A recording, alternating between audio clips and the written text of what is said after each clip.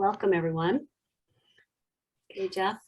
Hi, thanks for having me, guys. Thanks very much there, Catherine. So as Catherine had said, I'm Detective Constable Jeff Johnson with the London Police Service, and I'm currently assigned to our Criminal Investigations Division in our Financial Crime Unit, which is essentially fraud. Part of that is all things financial, but we also deal with the elder abuse portion, the financial elder abuse portion as well. About myself, I've been a police officer now for 22 years. Started in the headquarters detention unit, which is the cell block, followed by almost 20 years in general patrol. And then the last 3 have been in fraud, where I'm currently the elder abuse specialist. So thank you again for everyone that's attending. If there's questions, I think as Catherine addressed, just in the queue or at the bottom in the queue, they will pop up. She'll monitor them, and I can't see them. I just have my screen up and hope you can all see them. And we'll get started. As well, my contact information will be provided at the end. If you don't have it, we'll make sure I get it to Catherine, and then you can have our contact information in the event you need to reach out to us. So our financial crime unit, essentially we're comprised of 2 detectives, 5 detective constables, 2 constables that do secondary investigation, which is essentially them collecting documents, data, statements, just kind of trying to package it neatly up for us. We do have an intake officer who's a sergeant, and then we have 1 civilian who's our intake officer. So when you do call in, you will speak with her a majority of the time. So don't be alarmed that you're not getting a police officer right away. Big question we get is, what is a fraud? I'm not going to bore you with the criminal code definition. Essentially, you need to think of fraud is a theft with a smile or a lie. It's just that the trickery that comes along with stealing of, whether it's property, money, securities, services, etc. We're going to cover a lot of frauds today and just kind of touch on a few others. There's many types of frauds. There's probably 3 or 4 times the amount that I've got listed here, but essentially any item, any service, anything you can think of can be kind of brought into a fraud capacity. Just some kind of shock and awe numbers here. This is from the Canadian Anti-Fraud Center. Our 2021 number, as you can see there, the total loss in Canada was $380 million, over 67,000 victims, and about 106,000 reports of fraud, with only about $3 million of that being recovered. This was a few weeks old when I last looked. I just checked before I came on. So our numbers as of September of this year, September 30th, we're at 68,000 reports, 43,000 victims, and $362 million in loss. So we are trending to actually have more loss with probably less victims and less reports, meaning that each victim is potentially losing more money. These are, eye-opening numbers. What's more eye-opening is, on average, they say 3 to 5% of frauds get reported. So these are the reported frauds. So if you do that math, you're talking in the billions of dollars of loss, and that's just in Canada. I think, 3.5 or 350, 60 million and equates out to about $4 billion in loss so far this year. So it's a staggering number, and we're one of the higher countries, along obviously with the United States, simply because of population. But just to kind of give you an idea of how large and how profitable these scams are for these individuals that are committing them. Probably the number one fraud most people see are your mass market frauds. They're essentially exactly what they sound out. They're sent out in the masses. There's various types. They all have kind of the same nuances to them. Grandparent scam or emergency scam, as they're called. The virus pop-up scams. There's the lottery inherent scams, and they're no one specific is being targeted. It's the robocalls you get. Press 1 to speak with the investigator.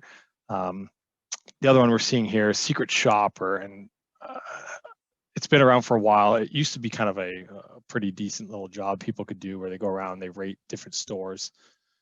What they're doing now with them is they're having you attend banks, open up accounts. They're sending you a counterfeit check, and you're depositing in these banks. And you're supposed to write back your, review of the teller of the branch. Was it clean? Did they greet you with a smile? And then you forward the money back to the criminals. Well, inevitably, what happens is that check is not real. It bounces. You're now on the hook for that. So people are kind of confused when they see the secret shopper, how it falls into the scam. But the grandparent scam, we got hit pretty good this summer across most of Ontario. There's a large number in London, and for the elderly population, it's almost like a psychological domination. The second the phone call occurs, you're bombarded with information. It's somebody saying grandma, grandpa, and they basically have the victim provide all the information. Is that you, Jeff? Yeah, it's me. Talk to my lawyer. And then there's a convoluted story, and it's just all over the place. And it's just they keep that pressure on till inevitably people want to send money to help their loved one out. And they're I would say the ones in the summer, we had probably 30 or somewhere anywhere between $9,000 and about $15,000 per victim. Obviously, most of us are familiar with these CRA scams. They've been going around for years with respect to pressing 1, you're going to be arrested. The problem is they use just generalized terminology. They'll try and put together any type of wordage that may trigger, hey, this sounds believable. I've heard, the magistrate of the Department of Justice, they're combining American terminology, British or European and Canadian terms. I can safely say in 22 plus years of policing, my boss has been 25 years and my other coworkers 22. So, we're talking 70 plus years of policing. None of us have ever attended to arrest somebody on a CRA matter. So the problem is these target seniors, and they target newcomers to the country. So they piggyback off that fear or that distrust in police. I can just pay this money and it goes away. So these are big problems. They're huge money makers for these scammers, and very easily people can get duped. And next thing you know, you're into it for, like I said, $5,000, $10,000, $20,000. We've had some grandparent scams go on for lengthy because they're told there's a gag order. You can't speak because there was a child that was injured in this car accident that your relative was. So it's very unnerving for people, and they want to help their family. The biggest thing, and I'll cover it later, is just hitting that pause button for a second. Think about what's going on. Call your family. Call somebody who may know where your loved one is traveling. See if they've spoken to them recently. Just kind of reaffirm that everything is okay, and that you're not getting kind of wrapped up in a scam. Big issues with cryptocurrencies. I'm not going to dabble down too far regarding explaining what cryptocurrency is. The big one is obviously Bitcoin. There's multiple other platforms that are used now.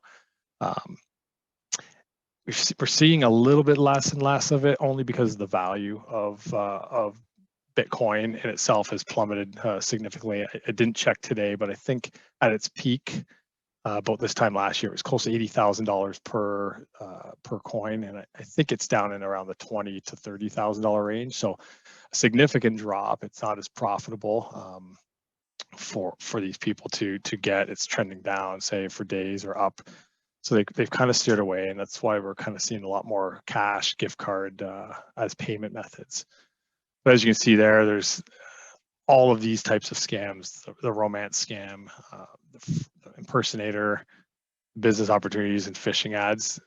Typically, there'll be some form of a cryptocurrency payment that they want. They'll set up the account on your behalf.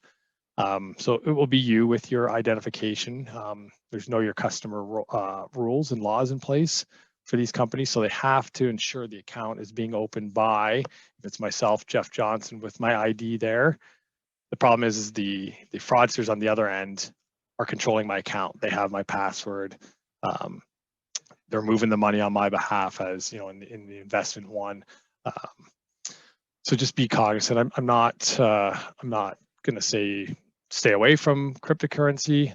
It can be profitable, as we've seen in the world. A lot of people have made a lot of money on that platform. Some of the warning signs for cryptocurrency, obviously, I'm not going to read them all, but like we're not in a very good investment market right now. So these returns are being promised at 35%. I've seen. Should be kind of a red flag that goes up just to say, like, this doesn't seem right. Like my GIC or my other investments are losing money or barely scraping by, and you're promising me, these crazy high returns. That should be kind of a red flag. Obviously, urgency to make the deal. It's that old analogy. If it's a deal today, it's probably going to be a deal again tomorrow. Watch out for social media stuff. Stuff will just pop up. Or people asking for money as payment. It's just a strange method. I've never looked to have been paid by cryptocurrency. And I'll tell you right now, the government does not want to be paid in your Bitcoin. So yeah, just some warning signs there. How to protect yourself regarding this. We've covered a few of these.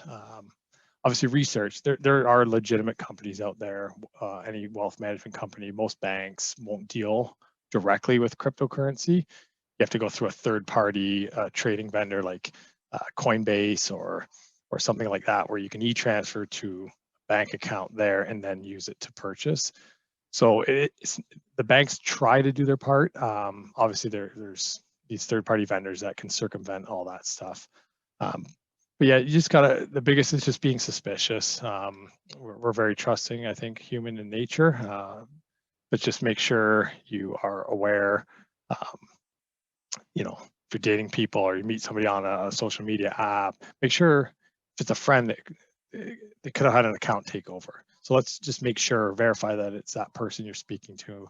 We get a lot of those where they get the mass send out message from an email or Facebook saying, I'm stuck overseas, I can't access my money, could you send me $20? And we all think $20.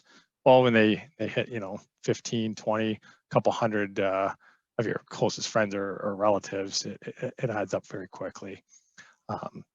Cryptocurrency, it's very difficult. I'll discuss the investigation challenges that we are faced with cryptocurrency a little bit later on here.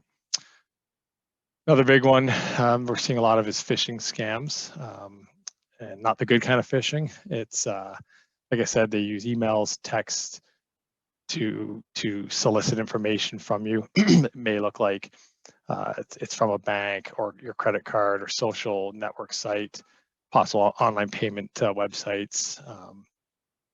It basically will say anything along the lines of they've noticed suspicious activity or unwanted or suspicious login attempts. There's an issue with your account or your payment information needs to be confirmed. They want you to confirm it. Sometimes they'll send fake invoices, and there's quite often a link, whether it's a website or a phone number.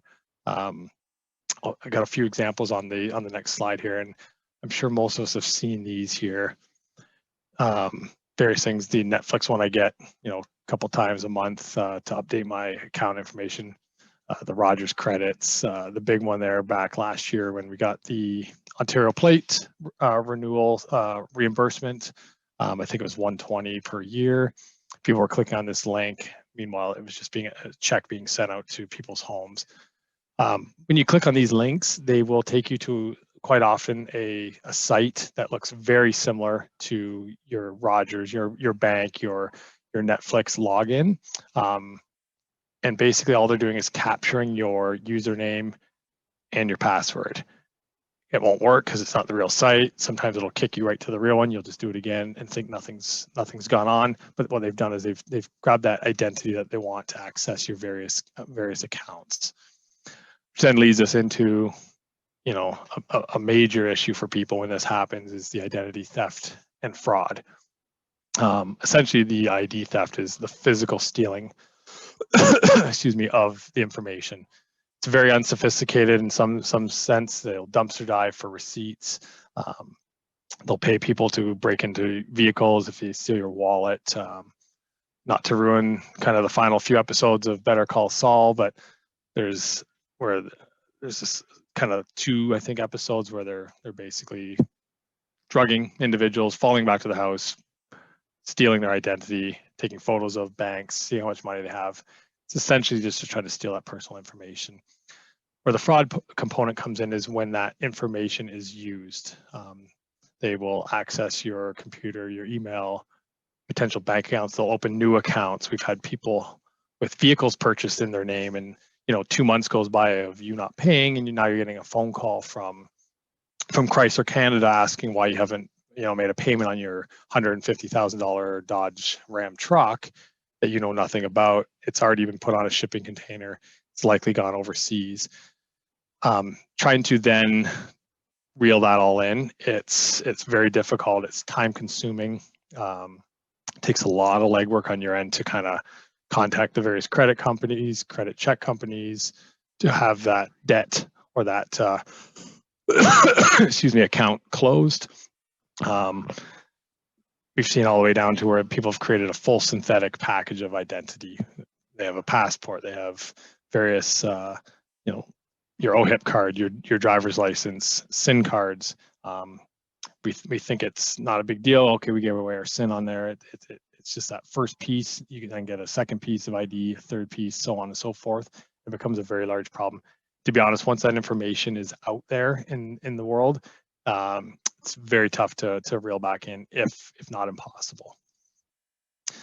Some tips regarding identity theft and fraud. Obviously, reconciling your accounts is the biggest. Just knowing what's happening with your cards, with your bank accounts.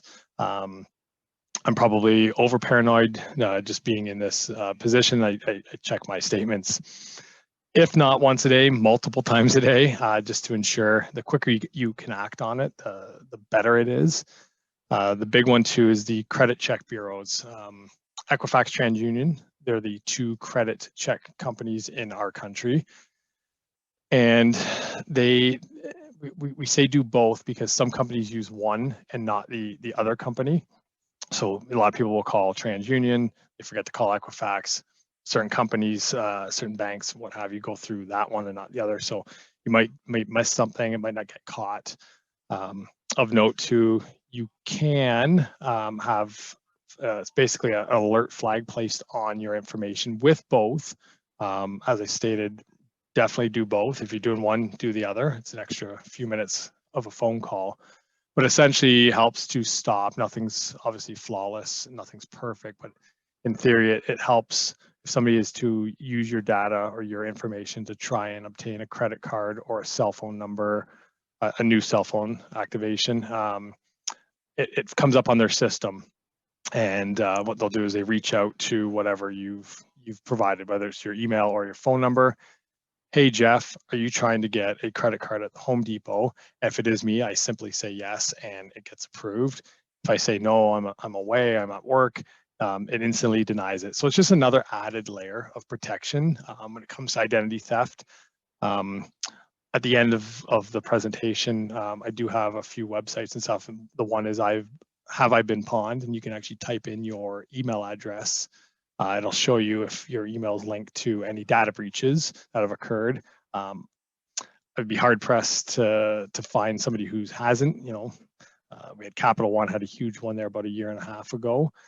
Capital One also not only a large bank and credit card company, they did all the Costco credit cards for years up until this recently changed to CIBC. So any of that information could potentially be out there. So don't be alarmed. It's just more just have an idea that likelihood is some of your information is out there, myself included.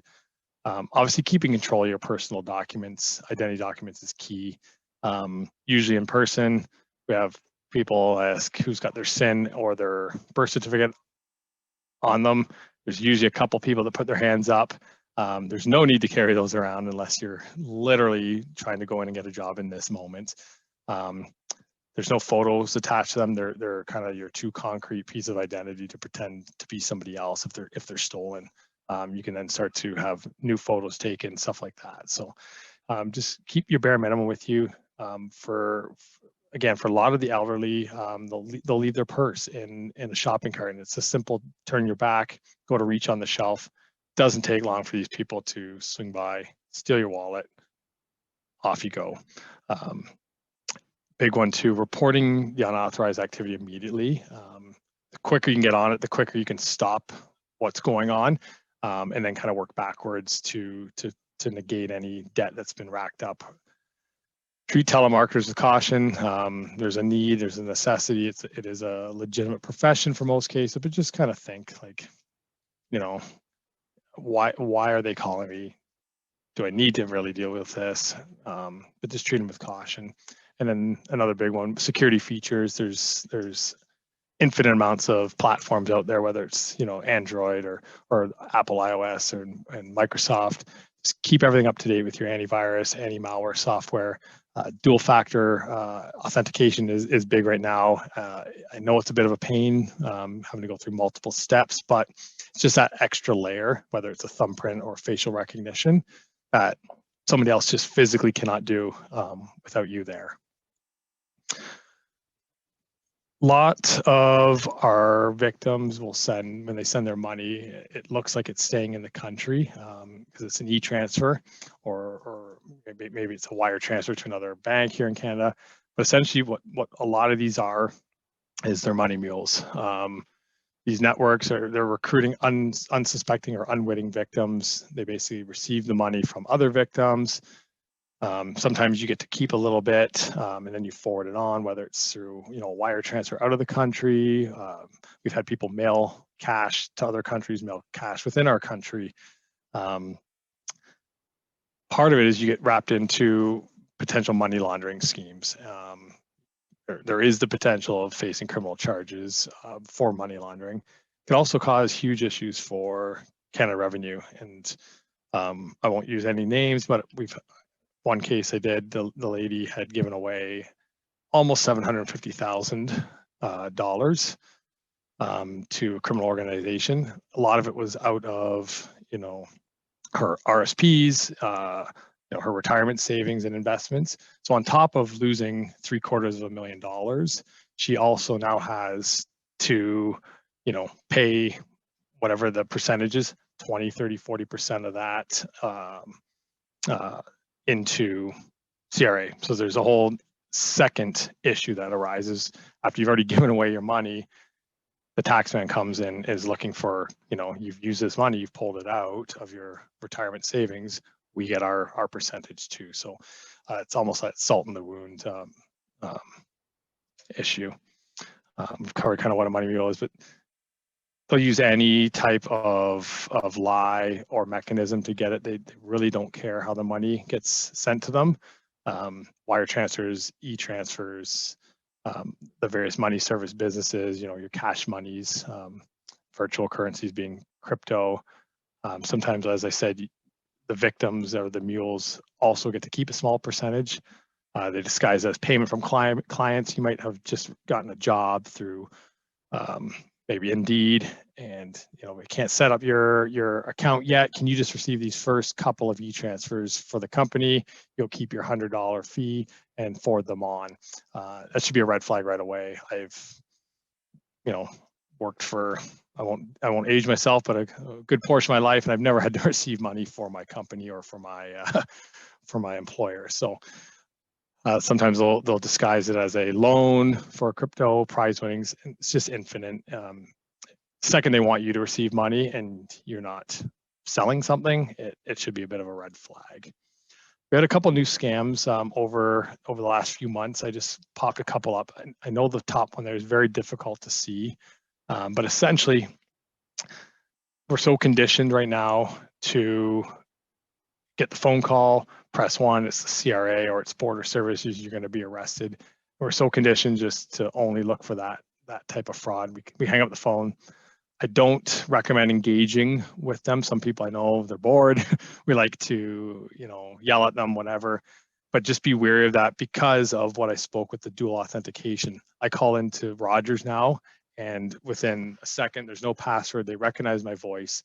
It's authenticated. So what they're doing is when you call and you're back and forth, yelling at them, mocking them, what have you, there is a chance that they're recording your voice, and they can use that to then potentially contact banks, whatever, and kind of purport themselves out to be you. They have enough language that they can splice it together, yes, no answers, say your name, that sort of thing. So just, cautionary tale to not maybe play with them. But I got off on a tangent there, but essentially this form in the top right is saying the same thing, but it's being mailed out, which is being, kind of, it's a little bit more frightening when you get this in the mail. We're so used to, government sending things through snail mail that you get this, and we haven't had one in London, thankfully, but it looks very authentic. It's signed, there's a seal, it's embossed. It's the same thing. It's phone number to call, website to check to, and you go there, and it basically leads you down that same rabbit hole of being scammed. Other one too is some of the extortion text messages. They'll include, they'll basically threaten people. We're going to call we're going to come to your house. We're going to injure your family. We're going to come after your family. We're targeting you. And you can do this all remotely. I mean, it's very easy to type in an address into Google Earth, zoom right on the house, and see that the house has, black garage doors and a hanging pot. It makes you think that maybe they're watching your house. Okay, so these are just a couple that we've seen. We haven't had any of these two, like as I said, in London, but they are obviously rampant to the point where Anti-Fraud Center has put out memos. Some of the other upticks, like we did speak with the grandparent emergency scam, we did get hit pretty good with those over the summer.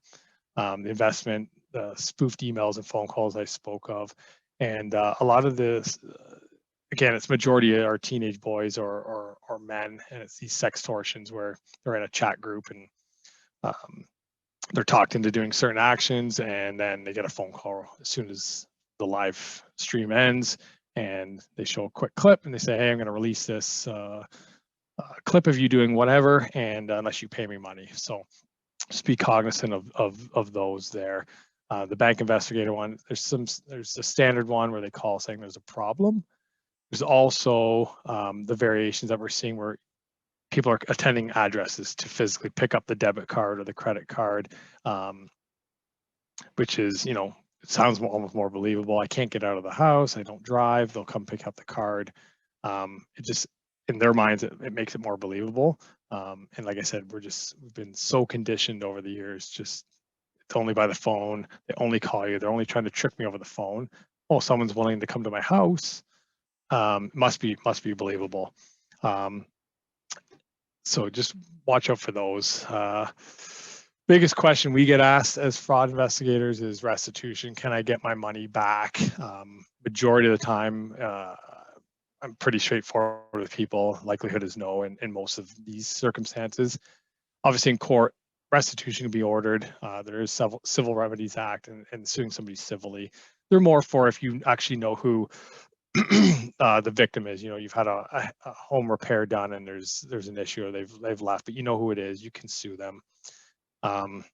Restitution obviously needs that conviction in court, and when we don't know who the perpetrator is, it's very tough to lay a charge and get to that even process. So most of the time, we're pretty upfront with telling people, the money is gone. That's our job. Isn't to recover the money. Our job is to hold people accountable, and we try to do that as best we can. Some of the difficulties we have now with investigation is obviously less personal interaction with the fraudster. So many of us over the last few years, we're everything's Zoom, it's phone calls, dating sites are over there because of COVID. People get stuck out of country. So some of these stories are believable. And we've kind of let maybe our guard down a little bit to think everyone's law abiding and doing the right thing, and we just want to help people out.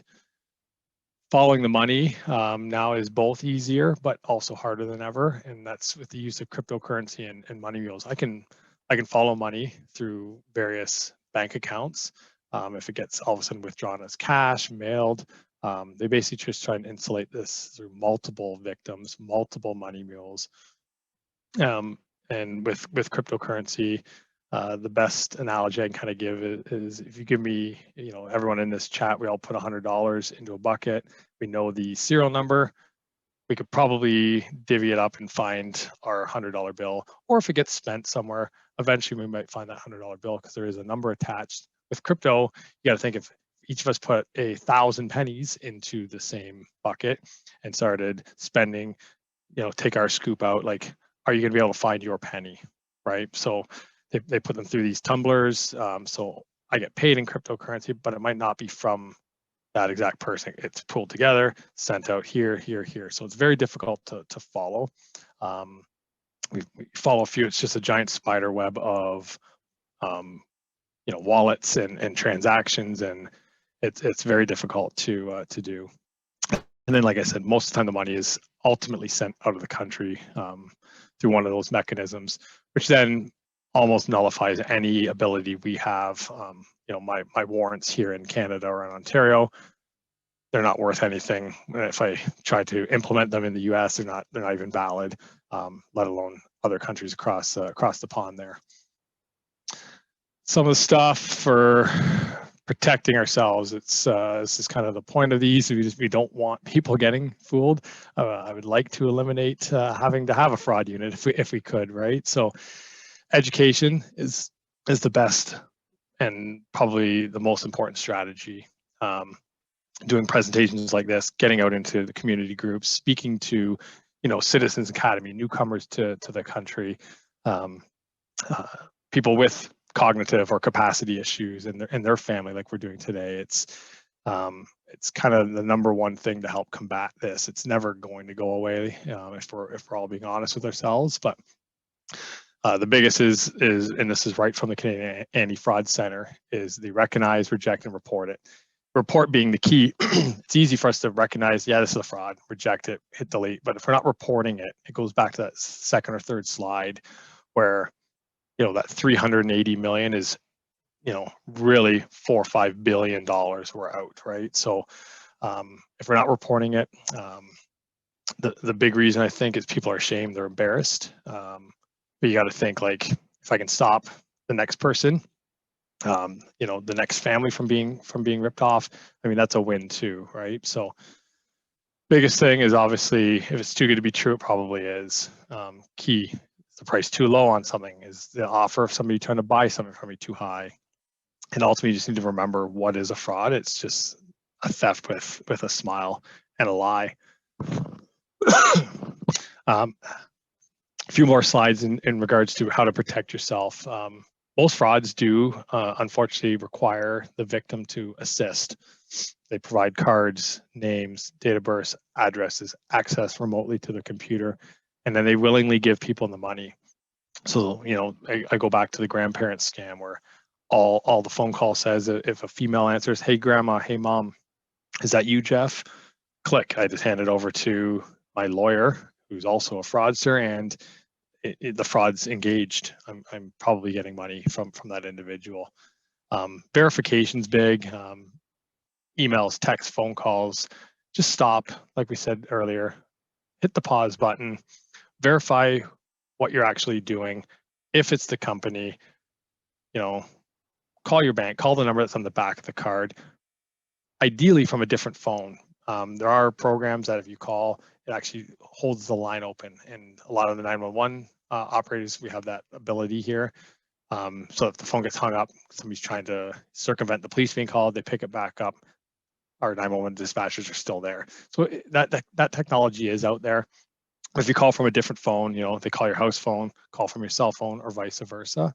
But call the number that's right there. Don't call the number back that's on that email or that phone call or text that you've received. Simply running over an email, if it looks like it says it's from Rogers, you hover over it, it'll be a whole skew of numbers and letters at something.ca. That's not from Rogers, delete it. And the biggest, before you give any money, any information, run it by a friend, or check the anti-fraud, call the local anti-fraud resources, i.e. in most towns would be your local police, and just say, hey, this is the phone call I got, this is the email I got. And very quickly, we've probably seen it. And we can kind of reassure you, no, this is a fraud. Do not click on that. If you've clicked on it, do X, Y, and Z. And trust your gut. we all have that spidey sense. If it doesn't feel right, it probably isn't. It's just being suspicious. Like, we have to kind of look out for ourselves, because these people, they don't care. They will take every penny possible. And then something. We've had people lose everything: houses, cars, take out second mortgages, and they just, they keep taking. So just think ahead next time. If you do get a call or an email or letter, how much information are you comfortable giving out, even to the best sounding sales pitch? And I use the example, we all know what the Girl Guides are. They knock on your door, you look out, there's a girl there, she's got her uniform on, she's selling cookies. It's probably a parent chaperone standing at the street, wave, it could be your neighbor, so you know. But it's that thought of, okay, well, I give the $5. Do we ever check the box of cookies to ensure there's cookies in there? Well, we don't. So, it's kind of, if we lose $5, we lose $5. We don't really, we kind of trust that is a Girl Guide, and we're okay with that. If the police show up your door, maybe it's me, so I show you my badge, I give you my card, you've called us, so you're expecting us, or it's a police officer in uniform. You're looking, you're seeing who it is before you even answer the door. Yet people over the phone, you can't tell who it is, if it's valid, whatever, and we just fall victim so many times that way. When we're willing to look and make sure it's a Girl Guide cookie for $5. We look out the window, make sure it's a police officer at your door, or a paramedic, or whoever you've asked, a repairman. We do all these extra checks before we even let somebody in our house. But over the phone, we just give away money, and we just assume people aren't lying to us over the phone. It's just that, do your due diligence, do the checks. A genuine individual is not going to be upset or appalled that you're doing checks to ensure who they are. I get it in uniform. When I was on the street, I'm standing at a door. What's your name? They'll go in, they will call the police station, say, it's Jeff Johnson working. Is he a police officer? And is he at my door? And they'll raise me over the air. Hey, Jeff, are you at 123 Main Street? Yeah, it's me. So we go to all these steps, but we will just give money away on the phone and through various mechanisms. Biggest, I guess, it's kind of wrapping up here, what to do if you've been scammed. Hopefully none of us here have to do this. The biggest is stay calm, collect your thoughts. What's happened has happened. Gather all the information, whether it's bank documents, receipts, QR codes for crypto wallets, any copies of the emails or texts. And so many people want to contact the police right away. Sorry, it's dry in the building today. But call the bank first. Call the bank. There's potential the money's still in the account it's been transferred to. They can potentially freeze it, cancel the e-transfer, recall it back.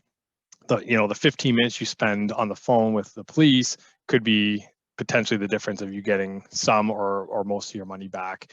And we had a member here, exactly that happened. Their family member gave money. They were able to call us right away, and we were able to kind of freeze and then claw back, almost all of it, about 90% of the money that they had sent. So time is of the essence, but you got to call the bank. Changing your passwords, place those flags on your accounts like we spoke of with TransUnion and Equifax.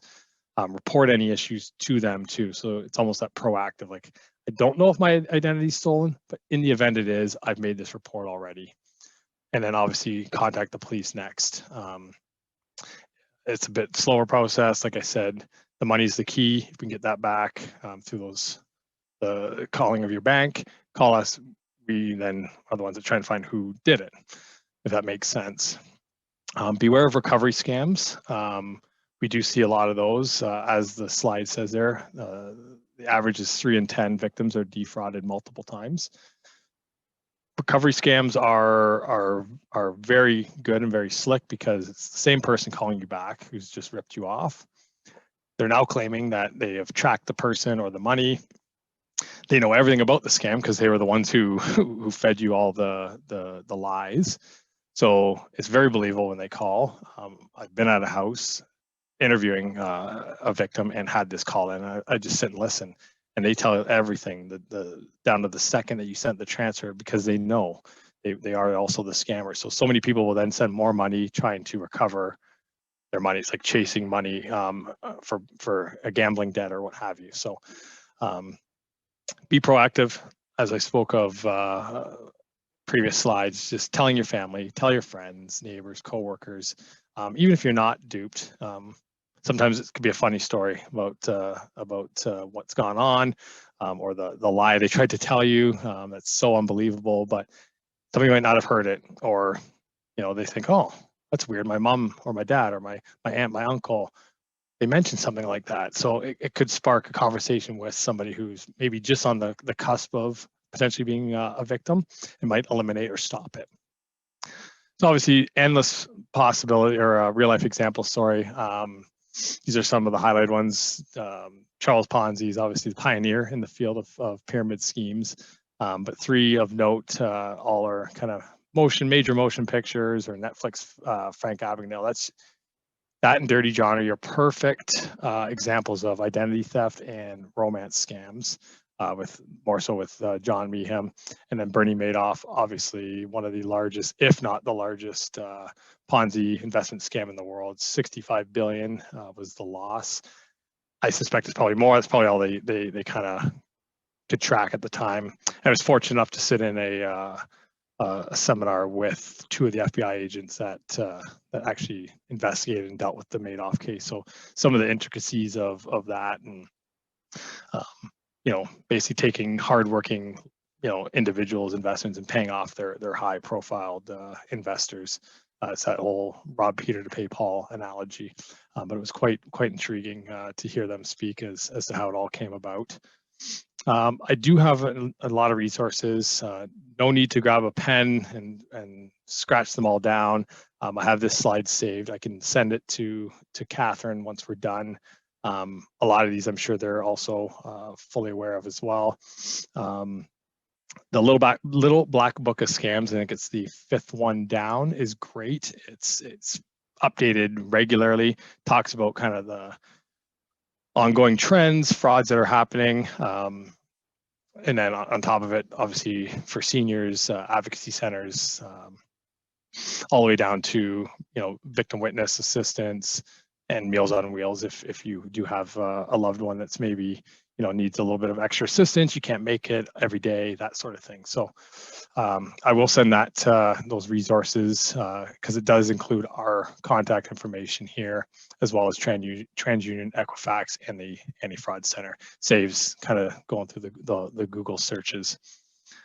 End of it, if I can leave you with one thing, every fraud I've seen, whether it was in my almost 20 years on the street or now as a specialist in this field, they always have the same 4 common signs. They're all P's. That's the easiest way. They pretend to be somebody or from an organization It's a family, a loved one. It's your bank. It's the CRA. It's somebody It's never a random name or company. There's always a problem or a prize. You've either won money or there's a problem you need to pay. Huge pressure. It's pressure. I've talked to some victims where their phone has been held up for full day, 24 hours. The scammers just keep the line open. They go to bed, and the second they wake up, they pick the phone up. It's just pressure. And there's always a specific way they want you to pay. You go to any store, you have the option to pay cash, maybe not so much anymore, debit, credit cards, probably dating myself a bit too with checks, but in these scams, they will always tell you, I need cash in an envelope. Someone will pick it up at your door. I need money in crypto. There's no other avenue to pay. It's just this. So just remember those 4 P's. Pretend there's a problem or prize. It's pressure and a specific payment method. Fraud and active intentional deception designed to exploit a victim. It's theft with a smile. So I thank you. I hope I didn't go too long, Catherine, there. But I suspect if there's some questions we can kind of ask now. I will say if somebody's something more intimate that they need to discuss, maybe if they want to reach out to you, you can forward my email you have. They can contact us. They might be embarrassed or just not willing to share on this platform. That's great, Jeff. Thank you so much. No, the timing's perfect. And oh my, talk about saying the scary part out loud. Yeah. Yeah, this is such great information, but I have to admit I'm feeling kind of unsettled. Yeah, and that's not the it's more It's to not, get the awareness. It's not a horror film where we want to yeah, scare people, right? yeah, but it is kind of just, it sort of highlights the importance of being aware, and this, It having is. this information in our back pockets is so valuable. So Yeah, I'll invite definitely. our participants to type into the chat box or the Q&A. So again, if you just run your mouse cursor across the bottom of the screen, those icons will show up, and we'll wait a few minutes and see if anyone has any questions.